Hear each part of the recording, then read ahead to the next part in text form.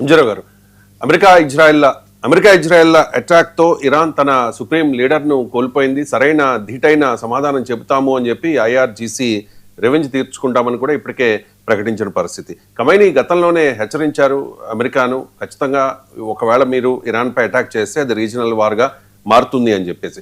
So ఇప్పుడు Iran దగ్గర ఉన్న ఆప్షన్స్ ఏంటి, ఇరాన్ వార్ స్ట్రాటజీ ఏంటి, అంటే అమెరికాకు వ్యతిరేకంగా ఇస్లామిక్ ఫోర్సెస్ అన్ని ఏకమవుతాయా, ఇది దీర్ఘకాలిక యుద్ధంగా మారే అవకాశం ఉందా అంటే ఏం చెప్తారు? ఎస్ అండి, ఇప్పుడు ఇరాన్ ఏంటంటే అందరూ అనుకుంటున్నారు ఖైమేనీ చనిపోయిన తర్వాత, అంటే ఆయితొల్లా అలీ ఖైమోని ఒక సుప్రీం లీడర్ చనిపోయారు, IRGC commander, supreme army general చనిపోయారు, కొంతమంది పొలిటీషియన్ 48 మంది list Israel American president release చేయడం జరిగింది. కాబట్టి టాప్ ఎవరైతే నిర్ణయం తీసుకుంటారో యుద్ధంలో వాళ్ళు చనిపోయారు. కాబట్టి ఇరాను ఏదో ఇష్టం వచ్చినట్టు బాంబులు వేస్తుంది, దీనికి ఒక వ్యూహం లేదనుకుంటారు. కానీ ఇక్కడ జాగ్రత్తగా మనం ఇప్పుడు జరుగుతున్న యుద్ధాన్ని, అక్కడ జరుగుతున్న వెస్ట్ ఏషియాలో జరుగుతున్న పరిణామాలందరినీ చాలా జాగ్రత్తగా పరిశీలించినట్టయితే ఇరాన్ ఒక అద్భుతమైన యుద్ధ వ్యూహంతో ముందుకెళ్తుంది.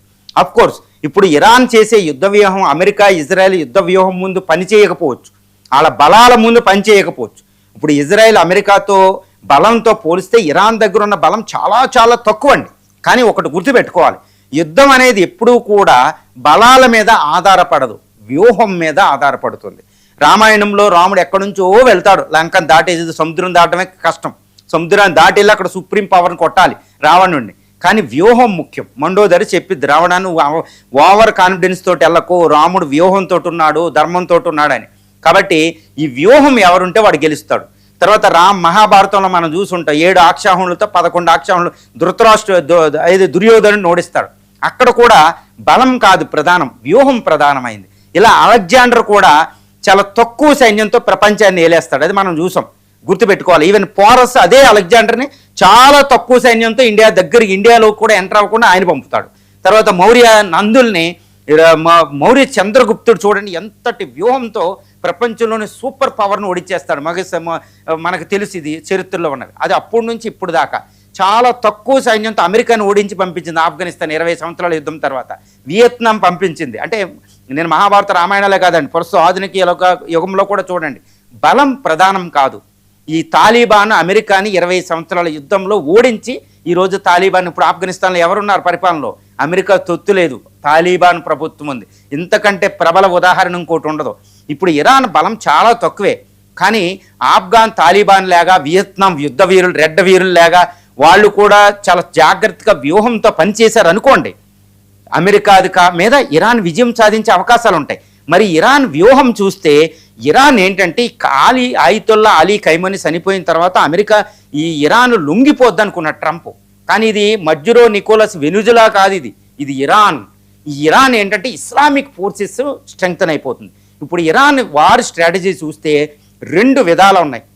అదేంటంటే దీర్ఘకాలం పాటు యుద్ధాన్ని తీసుకెళ్ళాలి.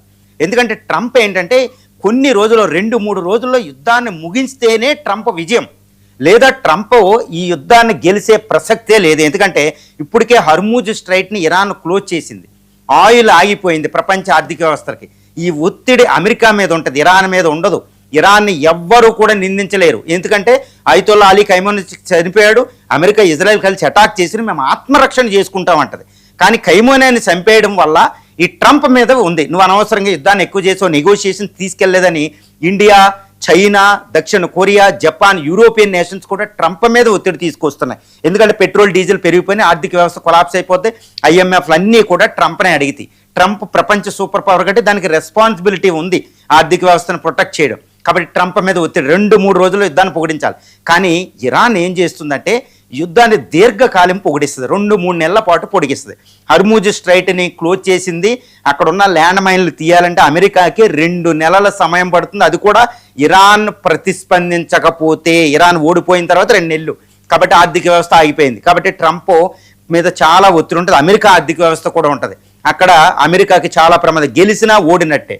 రెండోది, ఇరాన్ ఏం చేస్తుందంటే ఈ యుద్ధాన్ని కేవలం ఇరాన్, ఇజ్రాయెల్, అమెరికాల మధ్య పెట్టలే. ఇరాన్ ఏం చేస్తుందంటే తన మిలిటరీ ఫోర్స్ని, దాని యొక్క ఫైర్ పవర్ని, డ్రోన్ని 80,000 నుంచి 1,00,000 డ్రోన్ని, తర్వాత ఈ యొక్క 3,000 మిసైల్స్ని, అత్యాధునిక మిసైల్స్ని మొత్తం వెస్ట్ ఏషియాలో ఉన్న అన్ని దేశాల్లో ఉన్న అమెరికా ఎయిర్ బేస్లు 27 ఎయిర్ బేస్ల మీద అటాక్ చేసింది. దీంతో పాటు యుద్ధాన్ని వెస్ట్ ఏషియా దాటి మధ్యధరా సముద్రంలో ఉన్న సైప్రస్ యూరోపియన్ కంట్రీని కూడా ముందు నిన్న అటాక్ చేయడం జరిగింది. యూకే దాన్ని కన్ఫర్మ్ చేయడం కూడా జరిగింది. అంటే యూరోపియన్ కూడా అంటే యుద్ధాన్ని వెస్ట్ ఏషియా దాటి యూరోప్కి విస్తరించింది. అమెరికా ఏమనుకుంది, ఇరాన్ దగ్గర ఒకేసారి కొట్టేద్దాం, 500 యుద్ధ విమానాలు తెట్టి ఇరాన్తో పరిమితం, ఇరాన్ ఆయుతోలా ఖమేని ఒకేసారి చంపితే దానికి ప్రతిస్పందన ఉండదు అనుకున్నాడు. కానీ ఖైమోనేని చంపేసిన తర్వాత అది యుద్ధాన్ని ప్రపంచంలో 10% భూభాగానికి విస్తరించేసింది. ఆర్థిక వ్యవస్థలు కుప్పకూలిపోతున్నాయి, ఎక్కడికక్కడ మరణాలు, అన్ని క్యాపిటల్ సౌదీ అరేబియా కింగ్స్ నుంచి అందరూ అల్లకొల్లోలం అయిపోతున్నారు. దీంతో పాటు ఖైమోనే మరణించిన తర్వాత ఇస్లామిక్ ఫోర్సెస్ని రెచ్చగొడుతుంది ఇరాన్. అది ఒక రెండవ యుద్ధం. ఒకటి దీర్ఘకాలం తీసుకెళ్తాం, యుద్ధాన్ని విస్తరించడం, ట్రంప్ మీద ప్రెజర్ తీసుకురావడం. రెండోది ఏంటంటే ఇస్లామిక్ ఫోర్సెస్ని రెచ్చగొట్టడం అండి. అంటే ఇస్లామిక్ ఉగ్రవాదం అనేది ఒకటి మనం ఉగ్రవాదం అని పిలుస్తాం, వాళ్ళేమో మాకు జిహాద్ అని పిలుస్తారు. ఏదేమైనప్పటికీ మా మతం మీద అటాక్ జరిగింది అనేది ఇరాన్ తీసుకెళ్తుంది. ఎందుకంటే ఇరాన్ సుప్రీం లీడర్ అనే వ్యక్తి ఇరాన్కి అధ్యక్షుడు కాదు, అధ్యక్షుడు పెజాస్కియన్. అక్కడ ఉన్నది ఈయన షియా లీడర్, అంటే ఇస్లాంలో ఒక ప్రధానమైన లీడర్, ఏదో టర్కీలో ఖలీఫా లాగా. కాబట్టి సున్నీ షియా నాయకుడు. ప్రపంచంలో షియా పాపులేషన్ చాలా కోట్ల మంది ఉంటారు. వీళ్ళని రెచ్చగొట్టుతుంది. ఈ రెచ్చగొడితే ఇప్పుడు ఇరాన్లో, ఇప్పుడు మధ్య ఆసియాలో ఉన్న మొత్తం ఇస్లామిక్ ఫోర్సెస్, తీవ్రవాద వర్గాలన్నీ ఏకమవుతే అమెరికా ఆ ప్రాంతంలో నిలబడడం కూడా కష్టం. తర్వాత ఇరాన్కి డబ్బు లేదు. ఇప్పుడు వీళ్ళందరూ రంజాన్ మాసం చక్కగా ఫ్రైడే ప్రేయర్స్ తర్వాత శుభ్రంగా నీట్గా డబ్బులు బిన్ లాడెన్కే పోగు చేసి ఇచ్చారు సౌదీ అరేబియా. ఇప్పుడు ఇస్లామిక్ ఫోర్సెస్ని రెచ్చగొట్టడం అనేది వారి వ్యూహం, వారిని దీర్ఘకాలికంగా తీసుకెళ్లడం. ఈ మధ్యలో ఇరాన్కి ఏంటంటే ఫైర్ పవర్ ఆల్రెడీ ప్రొటెక్ట్ చేసుకుంది. ఈ ఫైర్ పవర్ నాశనం చేయడం అమెరికా ఇజ్రాయెల్ తరం కాదు. ఎందుకంటే అవి జాగ్రోస్ ఎల్బర్జ్ మౌంటైన్స్ కింద పెట్టబడి ఉన్నాయి. అక్కడ మ్యానుఫ్యాక్చరింగ్ ఎక్కువ కాలం, అంటే 4-6 నెలల నుంచి సంవత్సరం పాటు యుద్ధాన్ని తీసుకెళ్లే సత్తా ఈరోజు ఇరాన్కి సంపాదించుకుంది. ఈ సత్తాని తీయడం ఇరాన్ B-2 బాంబర్స్ సత్తా కూడా కాదు. ఇప్పటికే అమెరికా అధ్యక్షుడు ఆలోచిస్తున్నాడు, B-2 bombers, B-1, B-20, B-54 బాంబర్స్తో ఇరానియన్ యొక్క మిలిటరీ మిసైల్ సిటీస్ని, అండర్ గ్రౌండ్ మిసైల్ సిటీస్ని, అండర్ గ్రౌండ్ డ్రోన్ ఫ్యాక్టరీని బద్దలు కొట్టడానికి వస్తున్నాడు ఆయన.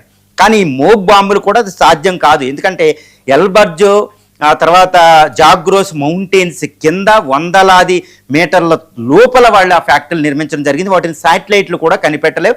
ఈవెన్ ఆ రాకెట్ ఎరైన్కి మోగ్ బాంబు కూడా వెళ్ళదు. ఎందుకంటే మనం చూసుకోవాలి, గత జూన్లో జరిగిన B-2 బాంబర్లు అక్కడ మనకి ఇస్ఫహాను, ఫోర్డో లాంటి న్యూక్లియర్ రియాక్టర్ల మీద అటాక్ చేసినా అది విఫలమైంది తెలుస్తుంది. మిడ్ నైట్ హ్యామర్ అనే ఆపరేషన్. దాన్ని బట్టి ఇప్పుడు ఆ సిటీల్ని బద్దలు కొట్టడం తరం కాదు, అమెరికా తరం, ఇజ్రాయెల్ తరం.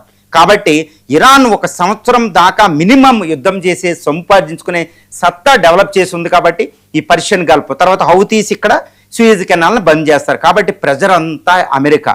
ఇప్పుడు అమెరికా దారిలోకి రావాలి. ఇది ఒక అద్భుతమైన ఒక వ్యూహంతోనే ఇరాన్ వెళ్తుంది. కాబట్టి మా లీడర్ని చంపేశారు, మా దగ్గరున్న బాంబులన్నీ పిచ్చోళ్ళలాగా ఇసిరేస్తాం, ఇదిగో చూసుకో అన్నట్టు చేయడం లేదండి, ఒక వ్యూహం ప్రకారం చేస్తుంది. మరి ఖైమోని ఏం చేసి ఉంటాడంటే చనిపోక ముందే ఆ యుద్ధ కౌన్సిల్లో యుద్ధాన్ని ఇలా చేయండి, ఇదిగో వారసుడని ప్రకటించుకుని ఆయన అన్ని చేసి ఆయన ప్రాణత్యాగం చేసి వెళ్ళిపోయారు. ఇప్పుడు ఆయన లేకపోయినా ఖైమోని ఆత్మ కూడా యుద్ధం చేసేలాగే ఇరాన్లో తయారైంది. దేశభక్తిని అనవసరంగా ట్రంప్ రెచ్చగొట్టడం అయింది. కాబట్టి ఒక అద్భుతమైన వ్యూహంతో ఇరాన్ వెళ్తుంది. ఈ వ్యూహాన్ని ఇజ్రాయెల్, అమెరికా తన సూపర్ పవర్ స్టేటస్తో ఏ విధంగా ఆపుద్ది అనేది ఒక బిగ్గెస్ట్ ఛాలెంజ్ అనమాట, ఎస్పెషల్లీ ట్రంప్కే.